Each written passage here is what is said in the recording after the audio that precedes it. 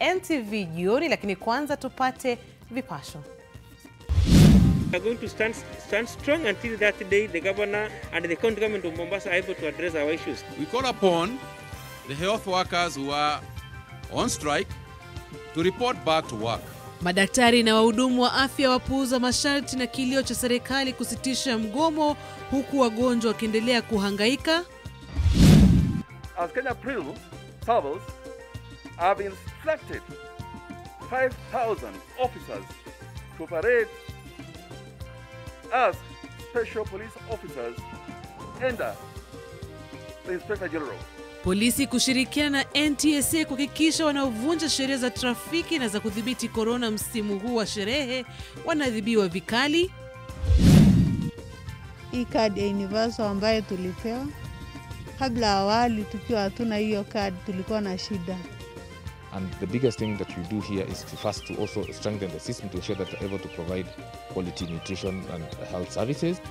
Ni afueni kwa wakazi Isiolo baada ya mpango wa serikali ya kaunti na shirika lisilo la kiserikali kuhakikishia lishe bora na tiba nafuu kufanikiwa. Malipa hao unajaribu kujibudget kwako wenye pia mtoi atakula. Na katika makala Jasho Langu tunamwangazia Samuel Irungu anayejichumia riziki kwa kuzoa takataka mitaani.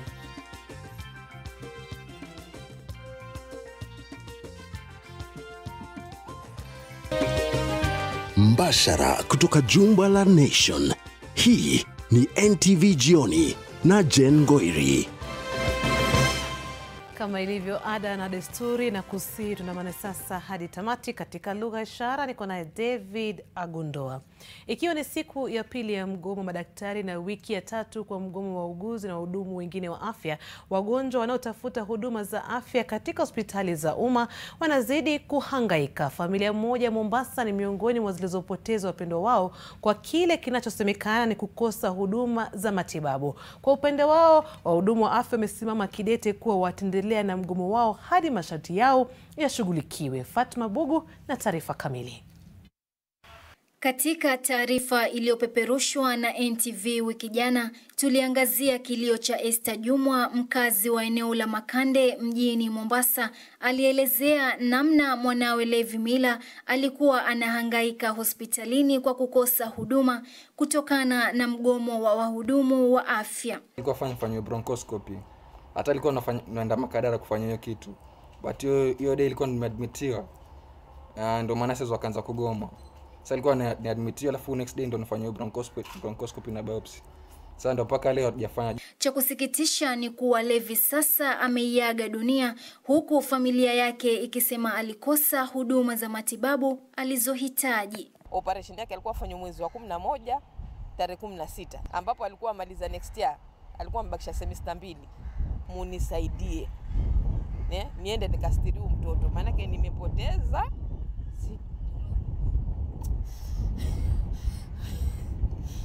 Sijui nifanye nini na ndo alikuwa ni tegemeo langu. Katika kaunti ya Kiambu, wauguzi walikusanyika kuomboleza wenzao waliofariki katika kipindi hiki cha corona. When we saw some threats. When you say you'll sack a whole 23,000 workforce, then you're not being honest in the spirit of Christmas. And so we are asking that direction will not help us. Baadhi ya viongozi wanaiomba serikali kupatana na wahudumu wa afya ili wagonjwa waache kuhangaika.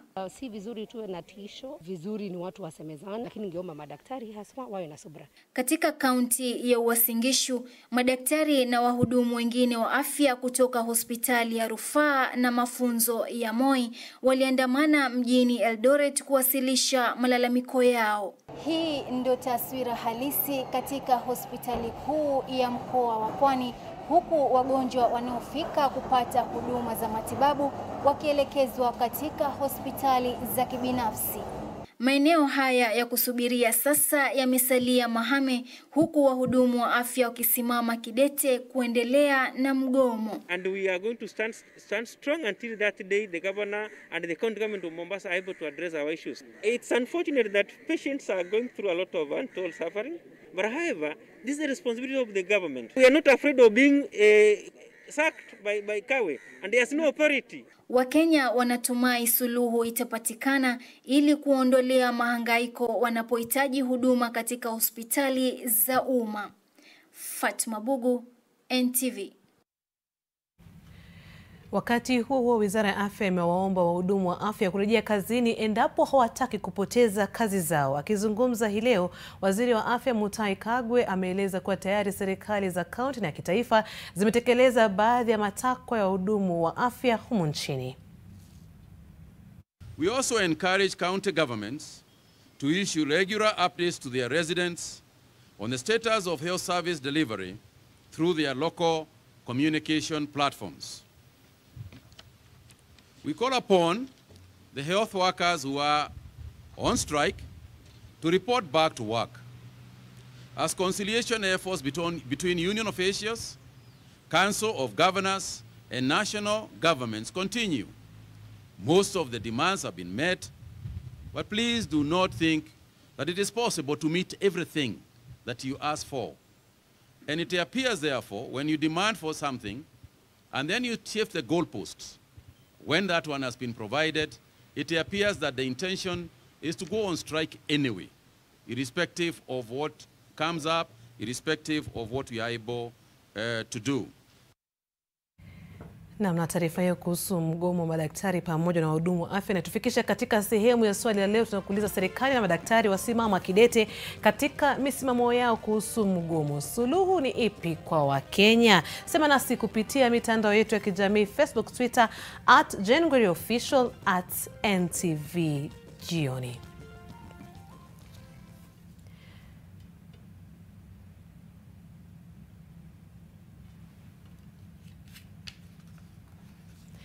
Hasa mtazamaji, huku ukijiandaa kwa sherehe za Krismasi, tafadhali kumbuka sheria na masharti ya kudhibiti maambukizi ya corona yangali yanatekelezwa. Polisi wanashirikiana na NTSA kuhakikisha usalama barabarani, huku zaidi ya maafisa wa polisi 5,000 wa ziada wakiagizwa kushika doria katika barabara na maeneo mbalimbali humu nchini kuhakikisha masharti ya kudhibiti corona na sheria za usalama barabarani zinazingatiwa msimu huu wa sherehe. Huku Wakenya wakiwa katika pilka za maandalizi ya sherehe za Krismasi na mwaka mpya, mwaka huu mambo ni tofauti. Tofauti na miaka ya awali ambapo wengi hupendelea kusafiri usiku na hata kukesha na marafiki katika sehemu za burudani na hata sehemu za ibada. Mwaka huu kuna curfew inayomlazimu kila mmoja kuwa nyumbani kufikia saa 4 usiku. Kadhalika barabarani kutakuwa vizuizi kadhaa vya polisi kuhakikisha sheria za trafiki na zile za kukabili kuenea kwa ugonjwa wa corona zinazingatiwa. Wanaosafiri usiku sharti wawe na vyeti kuonyesha wameidhinishwa kufanya hivyo.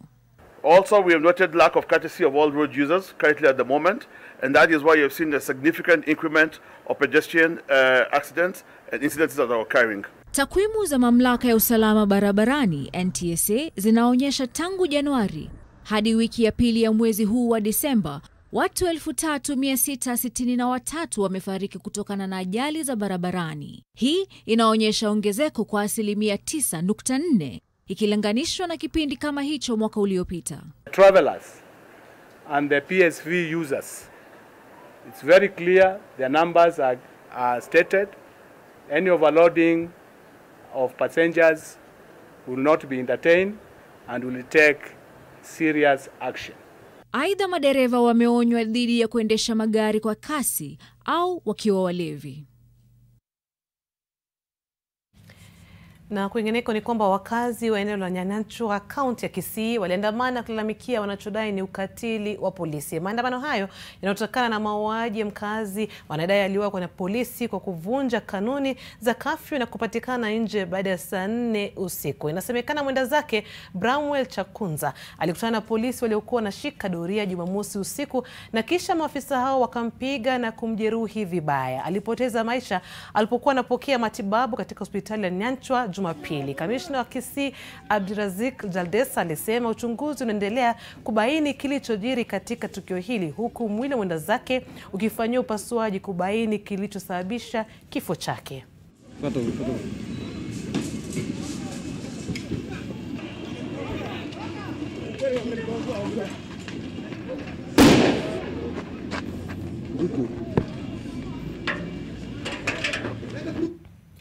Aliyekuwa seneta wa Machakos Boniface Mutinda Kabaka amezikwa leo katika boma lake katika kaunti ya Machakos kwenye mazishi yaliyohudhuriwa na naibu wa rais William Ruto na aliyekuwa makamu wa rais Kalonzo Musyoka miongoni mwa viongozi wengine, huku wengi wakitumia fursa hiyo kumkumbuka mwenda zake kama mchapakazi aliyepigania ugatuzi kwa hali na mali. Malumbano ya kisiasa yalishuhudiwa huku mada mwelekeo wa kisiasa wa jamii ya Wakamba ikitawala hotuba za wanasiasa. Kwa upande wake, wajana wawili wa Kabaka na wanawe walimkumbuka kama kiongozi wa familia aliyejali familia yake na kuishughulikia kwa hali na mali.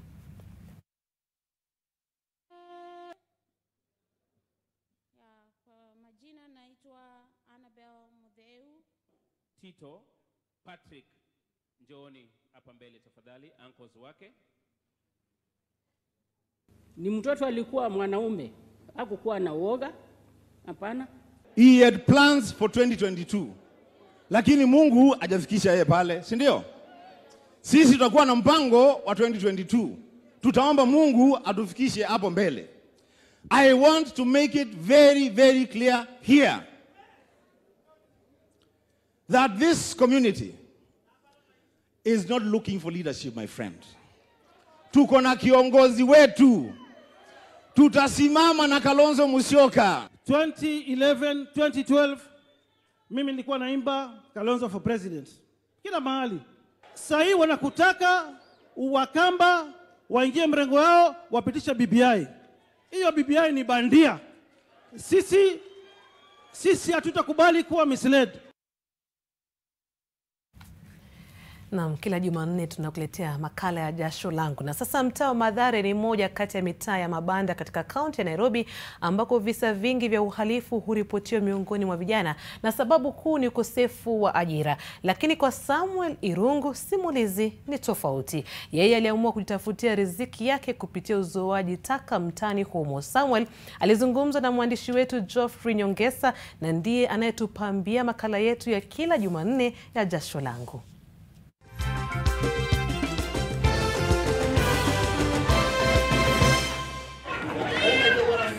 Samuel Irungu, kijana barubaru ambaye kulingana na umri wake angependa kuishi maisha ya hadhi ya juu na kufanya kazi ya kola nyeupe.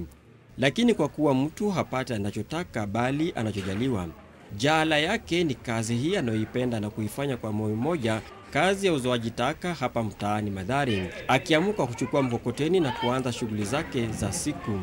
Nikishaamka asubuhi saa 10 napanda hivyo juu na naenda nafungulia mkokoteni, nakuja naanza kutoa takataka kwa ploti moja moja na nafanyanga kazi mpaka saa 9 ya jioni.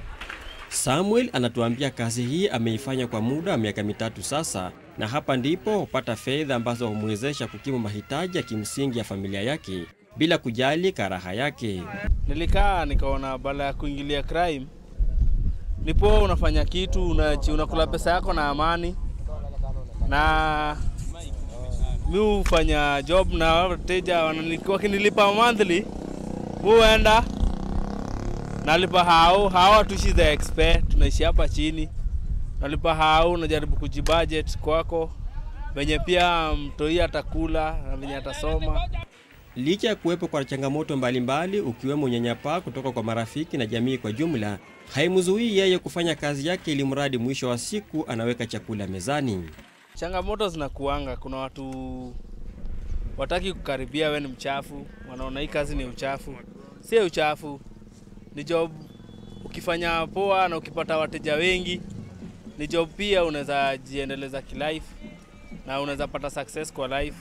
Challenge zingine tunapatanga machupa zinatukata, kama hii dent ni chupa na kukata, ndio maana ukichukua gunia lazima uangalie ndani before ubebe.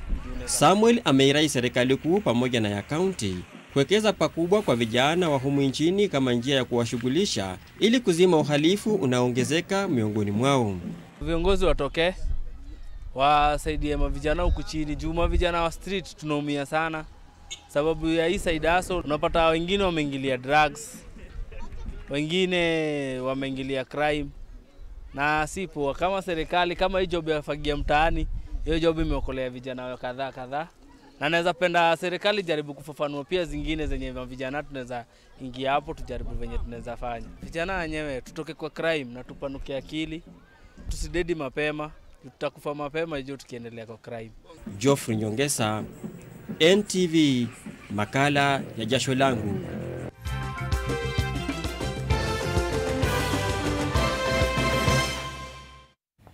Naam, Samuel Rungu Gota hapo kwa kufanya kazi nzuri kujitafutia riziki kupitia jasho lako. Haya, katika swali langu tumekuuliza ama swali la NTV jioni, serikali na madaktari wasimama kidete katika misimamo yao kuhusu mgomo. Suluhu ni ipi kwa Wakenya? Ras Bashir Were wa Busia anasema serikali iwalipe na si tafadhali. Yusuf Molgel anasema madaktari pia wana familia wanaowategemea, hakuna suluhu lingine isipokuwa serikali kuwalipa madaktari marupurupu yao.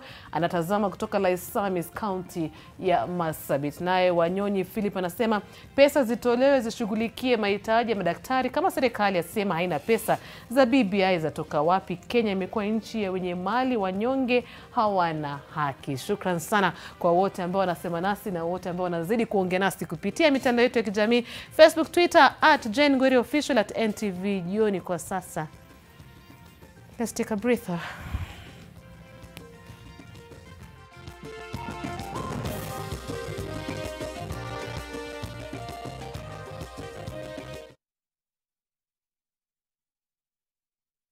Kuchukua selfie ni kuchukua control ya future yako.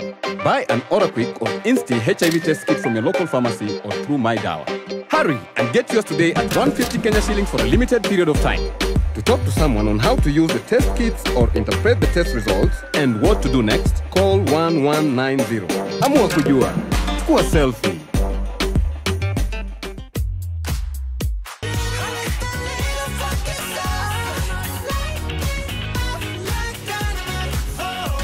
Rock Industries Limited wanakuletea bidhaa za plastiki zinazotumika kila siku maishani, kuanzia matumizi ya jikoni, usafi na shuleni, miongoni mwa matumizi mengine. Chakula kitamu sio upishi tu, kikiwa kitamu kisha kipakuliwa katika vyombo maridadi kinakuwa kitamu zaidi. Ndio maana Rock Industries Limited wanahakikisha mezani na jikoni kunapendeza kwa kukuletea vyombo maridadi vya plastiki. Vyombo hivi ni vya viwango vya juu, vyenye rangi nzuri ya kupendeza, umbo wa kuvutia na vinadumu. Baadhi ya bidhaa za plastiki kutoka Rock Industries Limited ni vikombe, glasi, sahani, jagi, begi, bakuli, vijiko, vichana na kadhalika. Na bidhaa hizi muhimu zinapatikana katika duka lililo karibu nawe pamoja na maduka ya jumla kwa bei nafuu. Kwa maelezo zaidi, wasiliana na Rock Industries Limited kupitia nambari 0722575619 au 0736028181.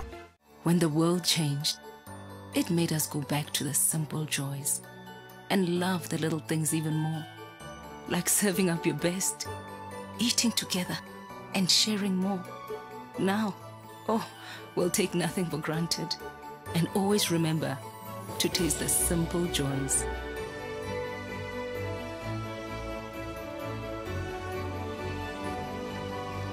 Enjoy the magic of Christmas with Coca-Cola. Malkia siku njema na tunukiwa offers kila siku. Pata offers zote mahali pamoja ili uongeze zaidi, utume SMS zaidi na ubrowse zaidi. Wewe usijali, tuma namba ya kila supplier kwa hiyo soko. Enda job nitaongea na kila mmoja wao.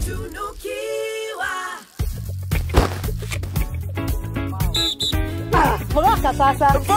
Unajua leo ndio siku yangu ya kutafutia hii mmea yangu bei nzuri sokoni. Na kuna mtu nimepewa namba yake nimpigie nimuelezee pole pole. Ndio unajua na mama wengi sana huko sokoni. Ni ofa gani mzuri leo? Very good. Piga *444# utunukiwe Credo double.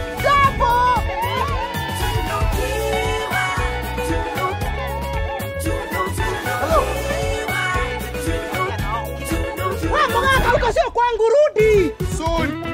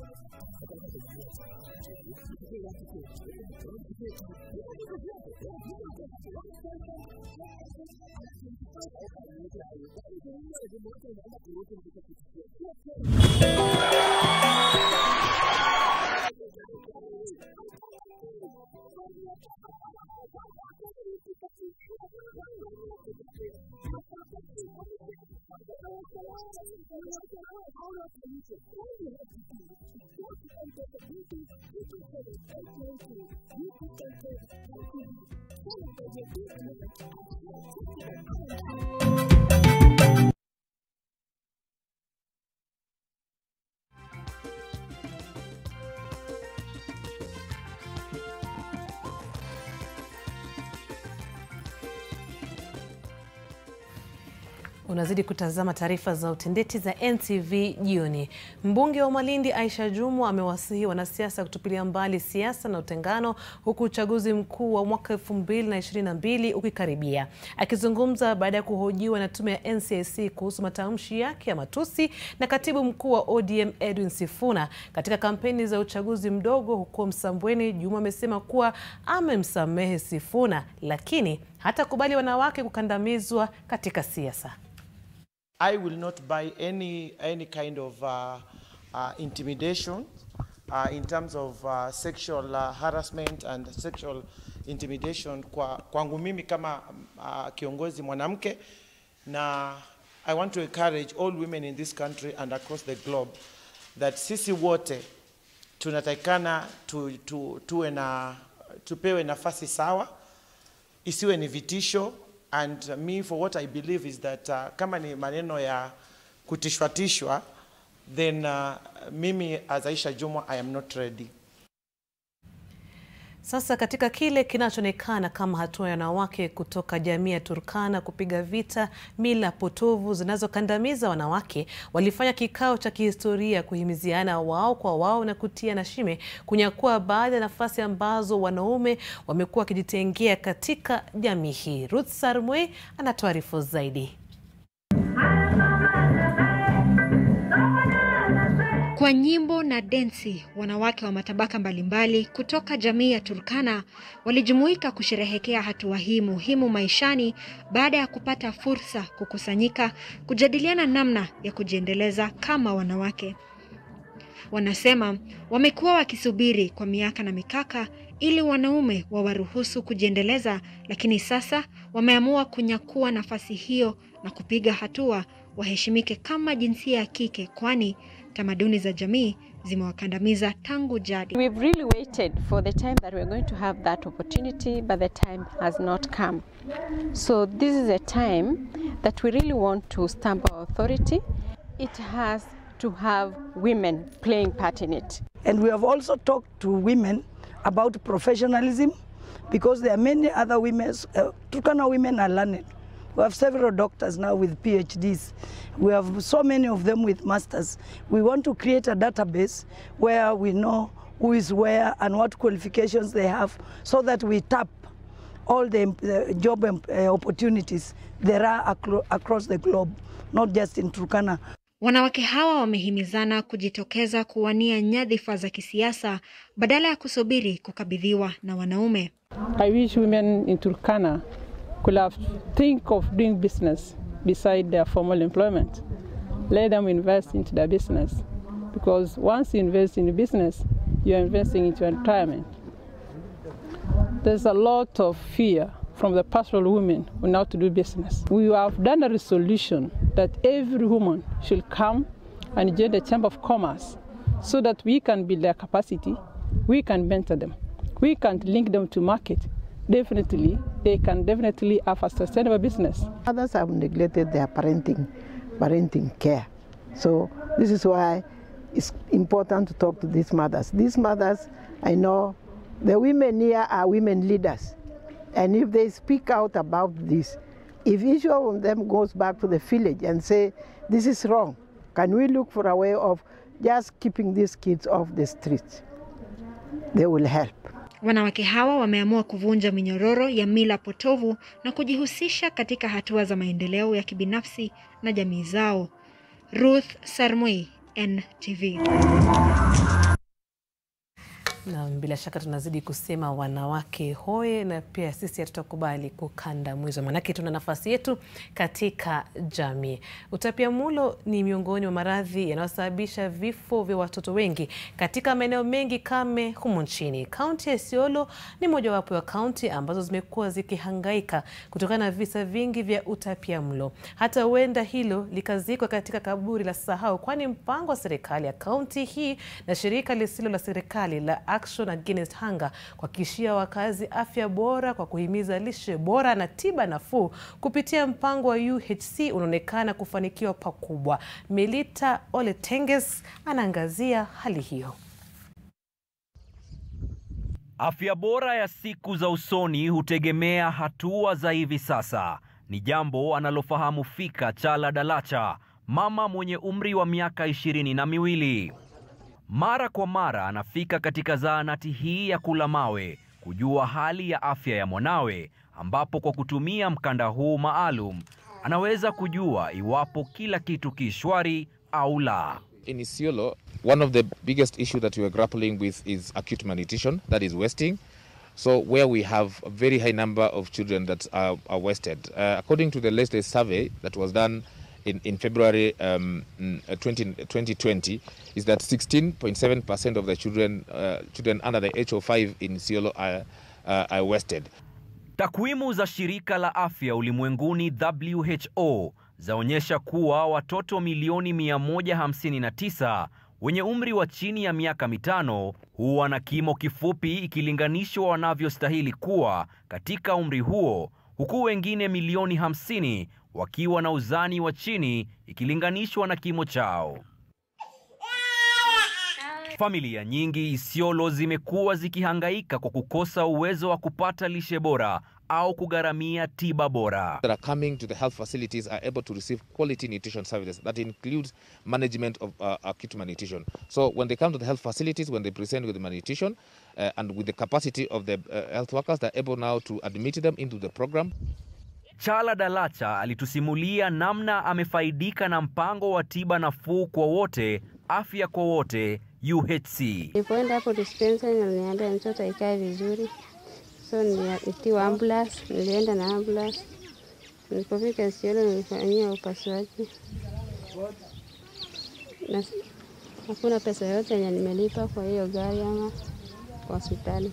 Na kuna hata siku tulikuwa na mama mjamzito akaletwa hapa hospitali, alikuwa na damu kidogo, ana bleed sana.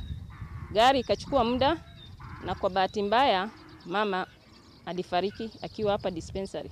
Lakini tulipopata hii huduma ya UHC, hata ambulance ilikuwa tukiita inakuja kwa haraka na tunapata huduma vizuri. Katika zahanati ya Tupendane, Luthuru Aretia yuko makini anapopewa mafunzo ya kabla ya kujifungua.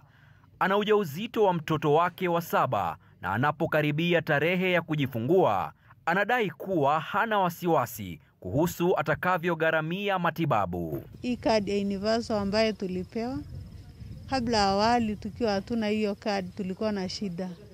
Kwa maana ulikuwa unaenda hata general unaweza kosa shilingi 50 ya kutibiwa. Lakini wakati hiyo kadi ilifika, mimi nilifurahia kwa sababu ilinisaidia sana. Kadhalika shirika la Action Against Hunger kwa ushirikiano na serikali ya Isiolo limekuwa mstari wa mbele kuwapa mafunzo wakazi wa Isiolo kuhusu namna ya kujikinga na maambukizi ya corona. The mothers that have children between 6 and 9 months are in actual sense able to measure their children using the family map. Licha ya kukosolewa na wengi, mpango wa tiba nafuu kwa wote UHC uliofanyiwa majaribio katika kaunti za Kisumu, Nyeri, Machakos na Isiolo umetajwa kuwa suluhu kwa wasiojiweza. Rais Uhuru Kenyatta mwezi uliopita alizindua mpango wa kuwasajili watu milioni 1 wasiojiweza katika mpango huo. Melita Oletenges, NTV. Kutoka Isiolo tunarejea hapa katika kaunti ya Nairobi tupate matangazo ya kibiashara yatakayotupeleka uwanjani.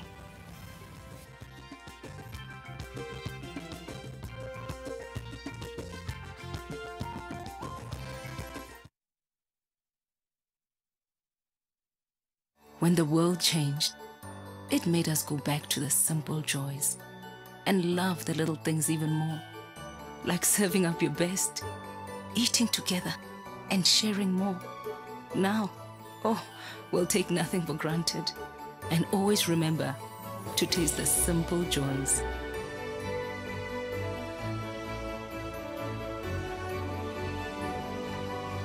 Enjoy the magic of Christmas with Coca-Cola. All day, we expect our mouth to do all kinds of things. That is why it needs all-round protection. New Oral-B Pro Health toothpaste. Its advanced technology helps prevent both tooth holes and gum problems that can lead to tooth loss. It strengthens your teeth, giving them all-round protection. Because your mouth is doing more than you think. New Oral-B Pro Health. All-round protection for your whole mouth.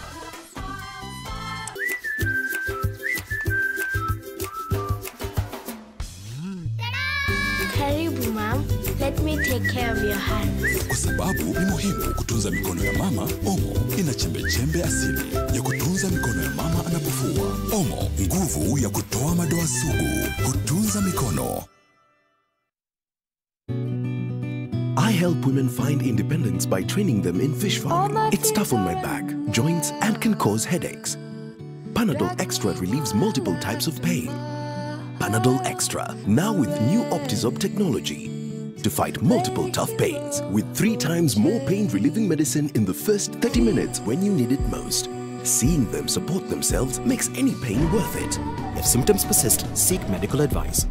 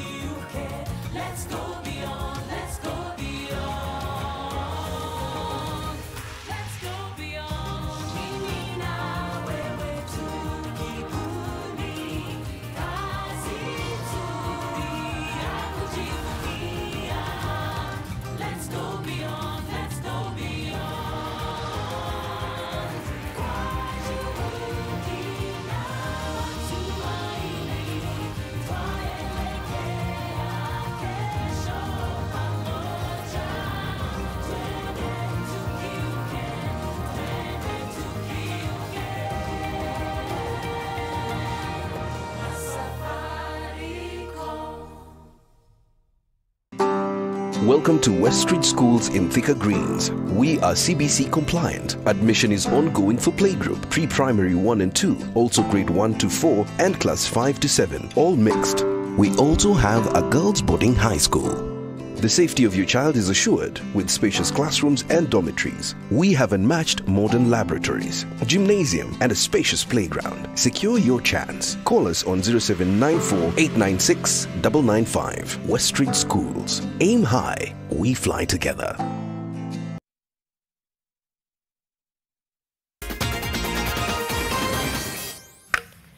Tammy Abraham aliifungia Chelsea mabao mawili katika ushindi wake wa mabao 3 kwa nunge dhidi ya West Ham. Jenzi Thiago Silva aliyefunga kwa kichwa. Chelsea walicheza vizuri mapema msimu huu kabla ya kushindwa na Everton. Manchester City itakuwa inawinda nafasi ya kufuzu kwa nusu fainali kwa mara ya 4 mfululizo katika kombe la Carabao itakapomenyana na Arsenal leo usiku. Arsenal itakosa huduma za mchezaji nyota Pierre-Emerick anayeuguza jeraha la mguu. Pierre alikosa mechi ya Arsenal dhidi ya Everton, huku kocha Mikel Arteta akisema huenda jeraha hilo likamweka nje kwa wiki moja.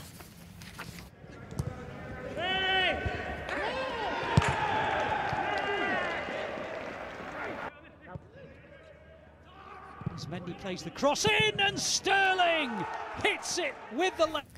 Hayo tu kutoka viwanjani. Mwisho kabisa nitende haki kabla sijaondoka hapa studioni kuhusu mgomo madaktari. Suluhu ni ipi kwa Wakenya? Derek Wesley anasema pande zote mbili zilegeze kamba, mazungumzo yalete maelewano na maridhiano, suluhu ipatikane. Wananchi wanaumia, afya ni muhimu kwako. Bila shaka wengi wamesema nasi, ningependa kusoma maoni yenu lakini muda haunasi. Na siku ya leo ni siku ya funga kazi, maana kuanzia kesho na kwenda likizo fupi tu ya Krismasi. Hivyo basi nachukua fursa hii kukutakia Krismasi njema. Mola akubariki wewe na wale wote unaowapenda, na kumbuka kufuata maagizo ya kukabili maambukizi ya corona. Naitwa Jioni Ngoiri. Usiku mwanana. Asante sana David Agundoa.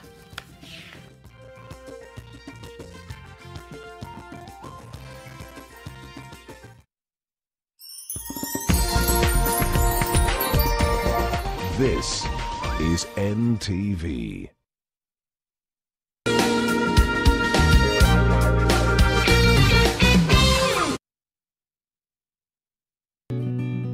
I help women find independence by training them in fish farming. It's tough on my back, joints, and can cause headaches.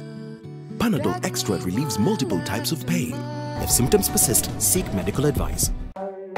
Africanacity is Lona Ruto recycling plastic waste into fencing poles that preserve the planet.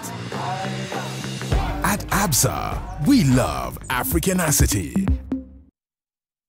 When the world changed, it made us go back to the simple joys and love the little things even more, like serving up your best, eating together, and sharing more. Now, we'll take nothing for granted and always remember to taste the simple joys.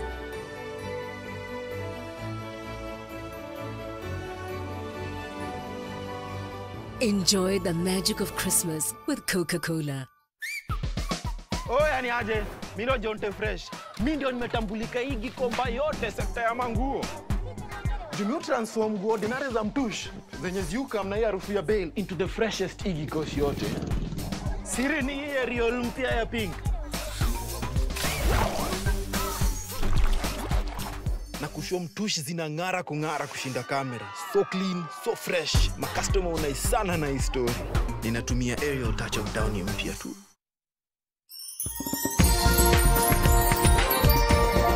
This is NTV.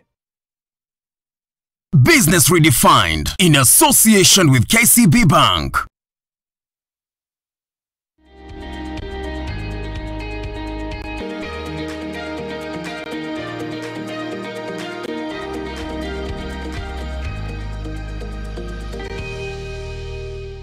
You're just in time for your weekly most comprehensive look at the world of business and economics. Welcome to Business Redefined. I am Julian Samboko. Tonight, I should say today, we are focusing on a very critical subject as far as global trade is concerned. And we are privileged to have on set the Secretary General of the United Nations Conference on Trade and Development, Dr. Mukisa Kitui. Welcome on set. Well, thank you for having me. It's been a challenging year for global trade. COVID-19 was a disruptor, a curveball that many of us did not anticipate would have the scale of impact it has had. When you look at the situation as it is and looking into 2021 from a trade perspective, how do you see this unfolding? Globally, there was a major disruption of trade, of course. Started first with the logistics of trade facilitation. Seamen who could not be allowed to get off ships, and therefore new seamen boarding ships at international ports of call. A mix of different and contradictory cross-border health inspection protocols for cross-border movement of trucks, but also importantly, a very significant and dramatic decline in global trade flows and investment flows. And this compounded an already existing challenge with the virtual collapse of air travel and the attendant hospitality industry. So these are some of the main areas that have been global trends, very significant. Global GDP shrinking, in many developing countries averaging minus 5% GDP decline across the board in the course of just 1 year. Kenya is in the process of negotiating a free trade area with the United States of America. And the basis of this is that we are preempting the lapsing of the AGOA Pact to try and create a streamlined exit from AGOA into a new trade arrangement. What are your thoughts on this, Dr. Harry? First of all, I know the significance of AGOA to Kenya, although we could have done a lot better with the AGOA provisions than we've done. We still are stuck at $500 million per year as the export value of Kenya to the US. A number of things are important to me. If we're looking at the sunset of AGOA, the first port of call should be the team that negotiated AGOA can try to negotiate it jointly again. Kenya is not the largest beneficiary of AGOA on the African continent. Bigger beneficiaries are saying we can get a better deal on the wholesale market if we collectively engage Washington on the successor regime or an improved AGOA deal compliant with WTO requirements, and the strength in numbers instead of negotiating on the retail market as a single country. So that's one level of looking at it. The second level is that Kenya was caught into negotiating an FTA with a Washington that was dominated by the Trumpite thinking that destroy multilateral agreements and replace them with bilateral deals. As we enter the sunset of the Trump administration, I think it will be useful to pause a little, try to second guess the incoming administration of Biden. If they're responsive to the mainstream popular African advocacy right now, that what we need is a renewed AGOA with necessary alterations, make it compliant with new SDG standards, make it compliant with the rules of WTO on reciprocity. This gives a better deal than what you go in individually. Third, Kenya is a member of a common market. When you're in a customs union, it requires very unique circumstances for you to go and negotiate individual bilateral agreement with a third party. Because what you do is the moment you give preferential market access to a third party, you start erecting customs barriers between you and your neighbors in the common market, in the customs union. So unless you have the compliance and acceptance of this as an East African phenomenon, you end up with problems. That's the difference between what the FTA Kenya is negotiating with the US and the post-Brexit agreement it just had with Britain. But there are two other reasons. Number one, Kenya was among the first 4 countries to sign the protocol for the establishment of an African continental free trade area. In the ACFTA protocol, all the signatories promised to freeze negotiations of trade agreements with third parties until the FTA had come into force. So the standstill promise is being breached for the first time by Kenya. The second thing, the CFTA promises that if a country offers preferential market access to a third party, it must offer the same provisions to all the other members of the Continental Free Trade Area. So if, for example, we follow what America is pushing, that it wants a removal of tariffs on American agricultural produce to Kenya, then the exemptions of export of sugar from Zambia, Sudan, that we have been using the quantitative limitations under COMESA will be wiped, because you must give Malawi and Zambia and Sudan the same unfettered market access to Kenya that you are giving to the US. Dr. Kitui is talking about the ACFTA. One of the key concerns I get out here is that we are liberalizing our markets at a time when we know for a fact we have more competitive peers in Egypt, in South Africa. Shouldn't we have engaged in some sort of protectionism for our industry? Kenya has not always been uncompetitive in its trade with other African countries. And what we have to do is say, in the period of the free trade area of COMESA, and in the era of the common market of the Customs Union of East Africa, what are the lessons learned about which sectors are we not competitive? What are the underpinning challenges that we need to address? Because going forward, there are a number of dynamics which make addressing those questions very important. The first and most important one is this. The global value chains or production networks are being dramatically changed. Even before COVID happened, there was a major shift that was happening in the world, that many, many countries, because of the rise in technological possibility, but also the rise in economic nationalism in some leading developed countries, many businesses are starting to reduce the distance between the source and the market. What is being called reshoring and regionalization. so that the main supply networks are between Mexico and the US, Canada and the US, neighboring countries like Mediterranean and European Union, East Asia and China. The long-distance footprint that has been so important in some of our thinking about trade negotiations is giving way to this. What does it mean? Africa will be forced to look at its neighborhood for trade. There has not been a sufficient discussion about the impact of devolution on enterprise Kenya.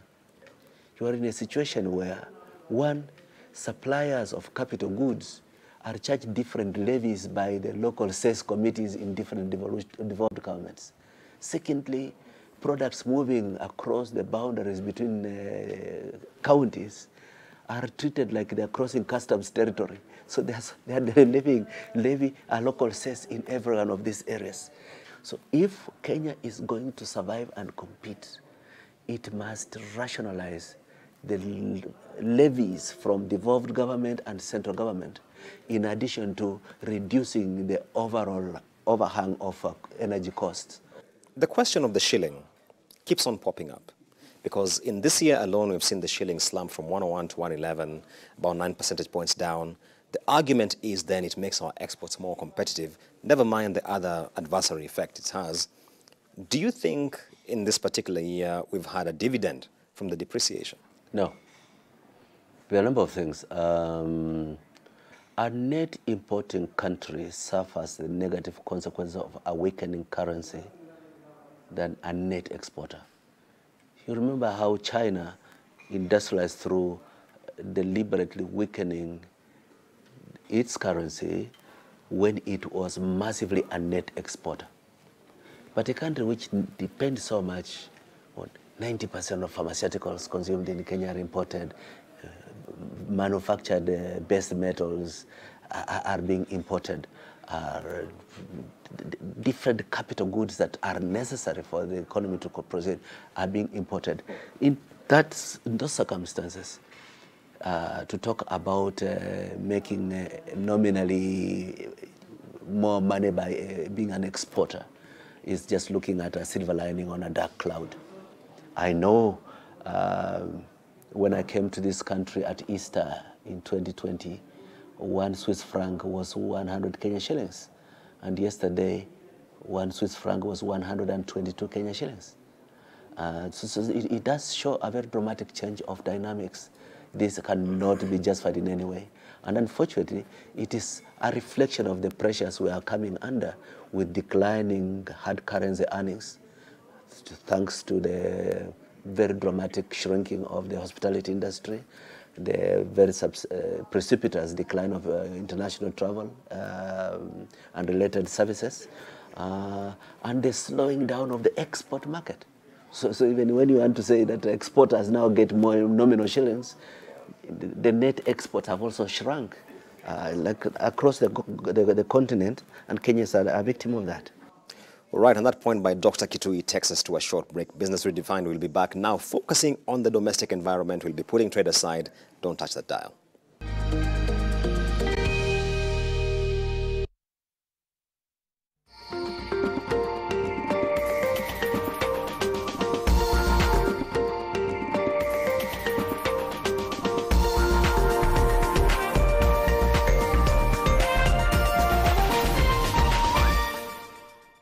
Come over. Wacha nikupikie kishaf Ramzi. Yes.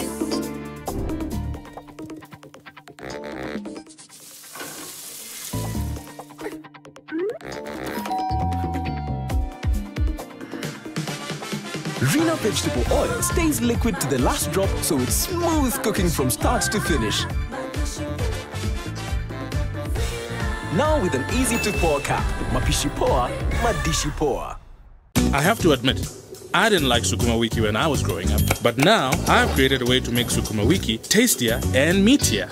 I simply add 2 Royco beef cubes, and the end result is a rich, meaty flavor. And today, I have brought along my harshest food critics for a taste test. My kids.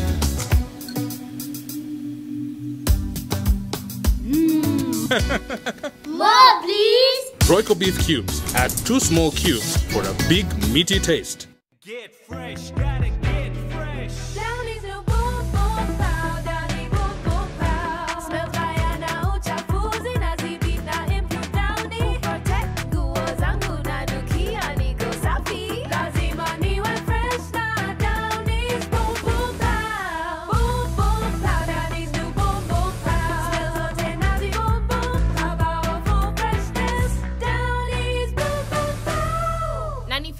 job too? That's when she replied, "Give me one good reason to stay with you." Nikamtumia 100 reasons to be my boo. Akanisho unabonga sana kwa text lakini in real life when I'm timid. Hapo nika get minutes ya kupaint picture vivid. Akasema ati I'm in demand. Unadhani DM yangu ni MD? Kumbe nilikuwa nishasotiwa na 100 MB. Call, SMS and browse from only 10 shillings with Telkom. Now that's power. Telkom, moving with you. You're watching Business Redefined in association with KCB Bank. Welcome back to Business Redefined, your weekly most comprehensive look at the world of business and economics. We are privileged to have the UNCTAD Secretary General, Dr. Mukisa Kitui. We've been discussing trade in the first part. Let's come back to the domestic market, Dr. Kitui. The subject of debt and lacking debt distress. We've seen what's happened with Zambia. There's so much concern domestically. What are your thoughts on our debt situation? Our debt situation is moving from a matter of concern to a matter of anxiety. Before COVID came, Kenya's debt service took 40% of public revenue, 40%. And if we are looking at this year, the projected debt service taking 905 billion shillings, and the projected revenue at 1.6 trillion shillings. It is not tenable. It is not a sustainable situation. You know, a few months ago, when the G20, the group of developed countries, succeeded in pledging resources under the Debt Service Suspension Initiative, the DSSI, Kenya was one of the first countries to say we are not going on board because it will lower our credit rating among our commercial lenders, which was ridiculous because that statement reduced the appreciation from the commercial lenders, that you are not taking your vulnerability seriously. Luckily, the Kenya government has gone back to the table and said, look, maybe we were wrong. We want to consider the possibility. We are in a situation where a pandemic is hitting us beyond our own anticipation. Nobody expected this phenomenon that is with us. We cannot pretend that things are normal. In this kind of situation, I think we need a war situation mentality about freezing, cutting out the fat. Freeze non-essential expenditure. Rationalize investment in turning around the economy. Build resilience in new economic sectors. And find a way of de-risking investment in startup ecosystem. These are areas that are going to put food on the table for citizens without bloating the public debt that is already very, very, very, very discomfortable to look at and uncomfortable to look at. But Dr. Kitui, to be fair, we were having a conversation, and yesterday you're the one telling us that we should not suspend the relief measures. But the government on the other side has to raise revenue to ensure, when you talk about fiscal consolidation, it must create fiscal space. But how does it do this? One of the ways to reduce the demand for increased taxes is to reduce expenditure. Government, when I say we have to put ourselves in a war footing in terms of the emergency requirements of turning around, dealing with the health pandemic and repairing a fractured economy with fractured international market outlets and fractured services industry, is don't just say that you'll increase tax. I mean, we have seen in the course of the year, KRA is struggling to meet its targets, even with improved efficiency in collection. And it's just going to continue. As productivity declines, without expanding the revenue base, the taxable base, revenue collection is going to go down. Water the tree at the base. Trigger a livelihood for the poor. Their consumption will trigger a market for the entrepreneur. And that way you have a virtual circle of recovery, digging yourself out of the debt. Just addressing one side that you increase the tax, when the producer has no market because of a shrinking consumer capacity, it's cyclic, you know, it's cyclic way down. Dr. Kitui, let me go back to something you talked about. In the latest economic recovery strategy by Treasury, there is the consideration of moratorium on debt or debt cancellation where possible, clearly indicating that the government is finally appreciating that indeed we are over-leveraged in a sense. From a signaling standpoint, because if I'm an investor looking at Kenya, and we know Kenya will be going to the market at any point to try and mobilize more resources, how do you think this leaves the country? There are a number of things. First of all, we can find cover under the global appeal that we've been making at IMF and World Bank, we in the development community, that the uniqueness of the economy of 2020 is such that developed countries which have surplus special drawing rights at IMF, basically meaning the right to print money which they can use but they have not utilized, should surrender their special drawing rights to vulnerable emerging and developing economies, including Kenya. What it means is that instead of going to the commercial markets, we can have multilateral debt at much softer terms than what you're getting on the euro market that has become the popular direction of going. Secondly, the commitment to freeze servicing debt is not a statement of an individual country's vulnerability. It's a clarion call that has been embraced by IMF and World Bank that these are unique circumstances. The multilaterals have committed that we are having a moratorium on servicing of public debt. The problem has been getting the commercial markets, the bond markets, to also commit to this pledge. So Kenya is not alone in this. But having said that, if you are announcing that because of your unique circumstances you want a moratorium on debt service, it's not the best preamble to going back into the commercial markets to borrow money. Because basically it means that the insurance cost of what they lend you is going to go up. They're going to ask you for a higher premium. Yeah. If you look at projections from Treasury, Central Bank, IMF itself, and World Bank, it looks like they're pricing in a V-shaped recovery for the Kenyan economy. They're talking about a contraction in 2020, but a rebound to about 4-5% in 2021. How do you see our recovery? My sense is a capital U. I think there is an extended bottoming out before you start seeing the recovery. V-shaped recovery has only been witnessed since the COVID in Vietnam and China. And the fundamental conditions that have allowed for that re-triggering of productive capacity and the export-driven growth does not apply to Kenya. Yeah, you should see the softness in our key gears in the run-up to the COVID pandemic must be addressed, because we have not just been frozen by the pandemic. Kenya's manufacturing has remained flat, declining as a percentage of GDP. Kenya's agricultural competitiveness has been declining. Kenyans are now consuming onions imported from southern Tanzania and chickens from Uganda. These are pre-existing conditions. So addressing those is not going to be through a magic bullet because IMF and World Bank say so. It's just Kenyans to address what has been behind its declining terms of trade with its neighbors first and foremost, and with the rest of the world also. When you talk about manufacturing, do you think we are on the right policy mix? And why I ask this question is because if you look at, for example, the Finance Act of 2020, one of the things Treasury did was to withdraw the capital allowances for manufacturers. And the argument was, I mean, we are giving you relief on the income and corporate tax. We surely have to take away from something. The electricity rebates for manufacturers were withdrawn.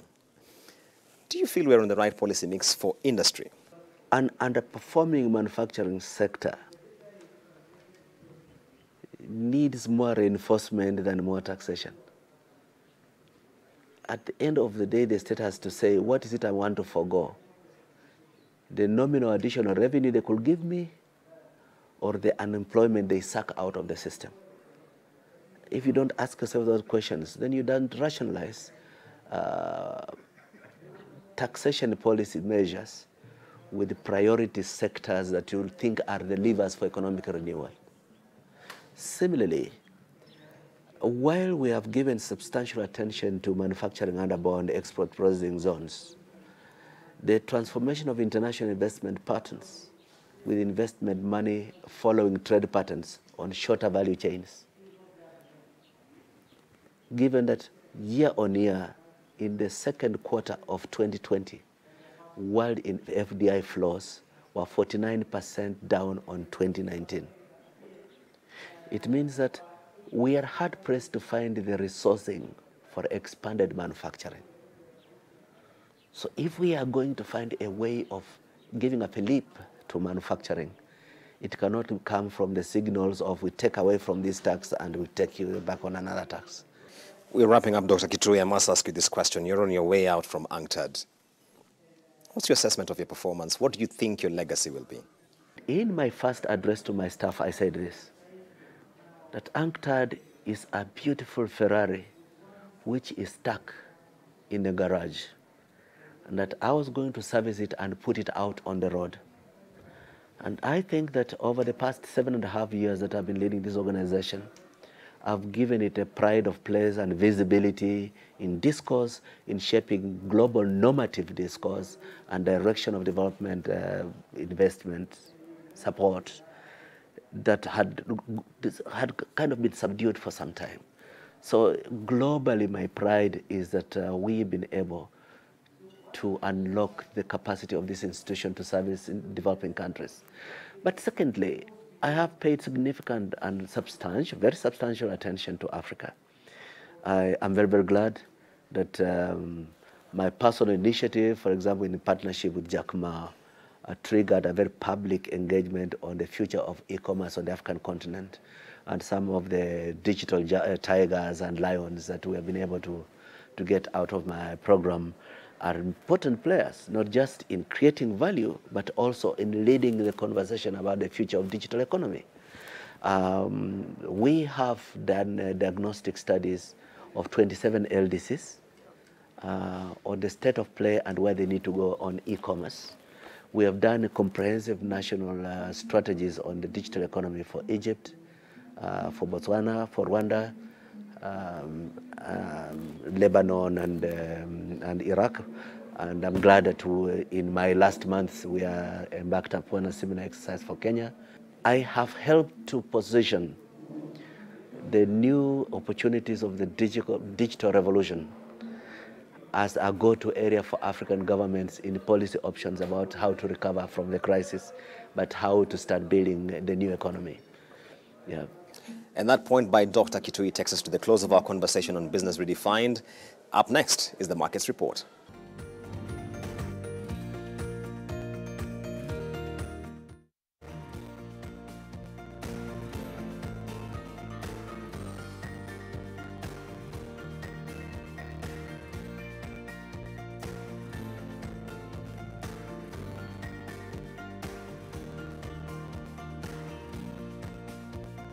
Business Redefined in association with KCB Bank. It is our faith to start all over again.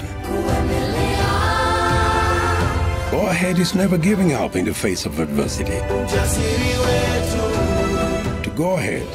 Now, that is the Kenyan spirit.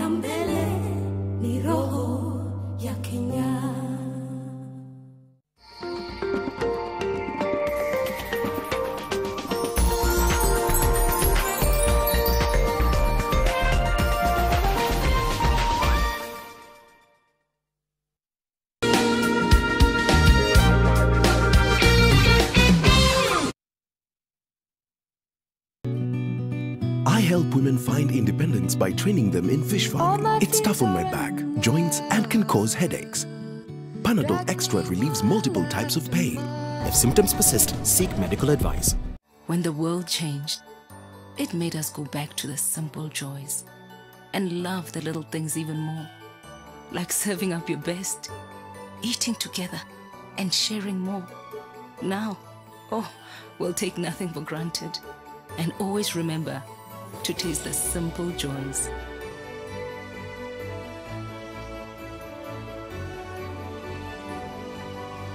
Enjoy the magic of Christmas with Coca-Cola.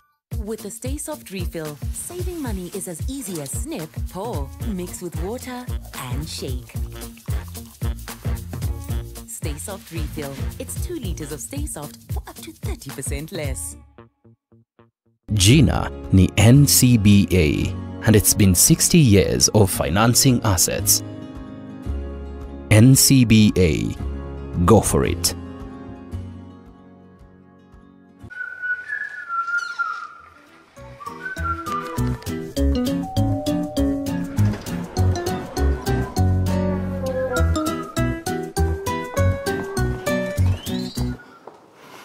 Ukikwama utaambia nini watu? Waambie bra, when I gotta go, I gotta go.